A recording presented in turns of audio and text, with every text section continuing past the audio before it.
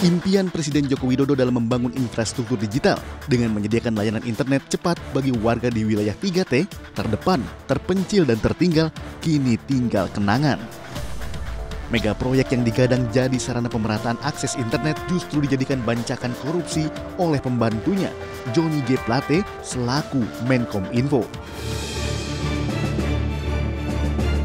Menara BTS 4G yang semula dibangun untuk memudahkan masyarakat di wilayah 3T dalam berkomunikasi justru menyebabkan sinyal internet di desa mereka semakin susah untuk diakses, terutama saat cuaca buruk. Seperti yang dialami masyarakat desa Natakoli, Kecamatan Mapitara, Kabupaten Sika, Nusa Tenggara Timur. Kadang baik, tapi baiknya mungkin sekitar 30% kalau untuk sisanya itu susah. Apalagi dengan keadaan sekarang kan hujan, angin. Kalau dia pokoknya tergantung cuaca lah. Kalau memang cuacanya bagus, dia bagus. Itu pun tidak sebagus yang kami pakai sekarang. Jadi tetap susah sinyal juga. Susah.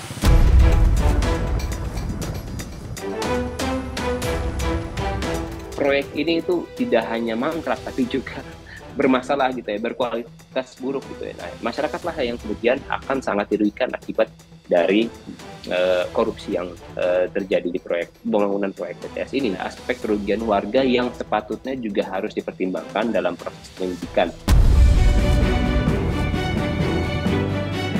Menyandang status tersangka, Menkom Info Johnny G. Plate juga dicopot dari jabatannya oleh Presiden Joko Widodo. Sebagai gantinya, Presiden menunjuk Menko Polhukam Mahfud MD sebagai PLT Menkom Info. Usai ditunjuk sebagai PLT Menkom Info, Mahfud MD mengaku akan meneruskan proyek BTS 4G yang telah terbengkalai sesuai arahan Presiden. Proyek BTS 4G itu akan dan harus diteruskan. Proyek itu dimulai tahun 2006 dan sekarang tahun 2003, berarti sudah 16 tahun lebih proyek berjalan. Itu artinya yang dikeluarkan sudah banyak. Dari tahun ke tahun berjalan dengan baik. Oleh sebab itu Presiden memerintahkan ini harus berjalan, tidak boleh berhenti. Apapun ini harus dilakukan, karena kalau berhenti yang 17 tahun kita lakukan itu akan mesro, dan harus mulai lagi dari yang baru, itu akan sulit. Angka korupsi mega proyek pembangunan BTS 4G Bakti Kominfo sangatlah fantastis. Uang 8,32 triliun rupiah bahkan disebut-sebut mengalir ke berbagai pihak, termasuk untuk sejumlah partai politik. Untuk melihat itu, tentu penyidik kejaksaan sepatutnya menggandeng PPATK untuk melihat alur transaksi keuangan yang mengalir dari satu ke pihak lain, dari satu pihak ke pihak lain, sehingga dari situ tuh kelihatan terang benderang gitu ya, siapa saja orang-orang yang terlibat. Sementara itu, saat dimintai keterangan terkait dugaan aliran dana korupsi ke partai politik, Mahfud MD enggan berkomentar. Saya juga dapat berita itu dengan nama-namanya gitu, tapi saya anggap itu gosip politik, ya. Gosip politik. Kita bekerja dengan hukum saja. Saya juga sudah lapor tentang itu ke Presiden. Pak, saya tidak akan masuk ke soal ini. Ini pembuktiannya akan rumit dan mungkin menimbulkan kerumitan politik. Penetapan tersangka terhadap Johnny G. Plate menambah panjang daftar menteri yang terjerat kasus korupsi di era pemerintahan Presiden Joko Widodo. Sebelumnya, Juliari Batubara, mantan Menteri Sosial, terlibat kasus korupsi bantuan sosial pandemi COVID-19.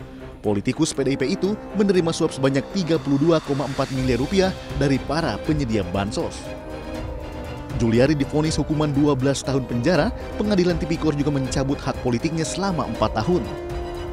Imam Nahrawi sempat menjabat sebagai Menteri Pemuda dan Olahraga. Politikus asal PKB ini tersandung kasus suap bantuan pemerintah pada Komite Olahraga Nasional Indonesia tahun anggaran 2018.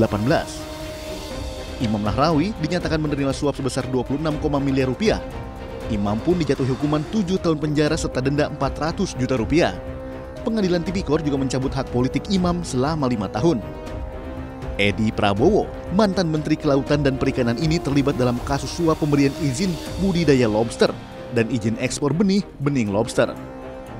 Edi didakwa menerima suap sebesar 77.000 US dollar dan juga menerima suap dalam bentuk pecahan rupiah sebesar 24,62 miliar rupiah. Sempat diperberat hukumannya, Edi malah mendapat keringanan di tingkat kasasi. Mahkamah Agung memangkas hukuman Edi menjadi 5 tahun penjara dan denda 400 juta rupiah.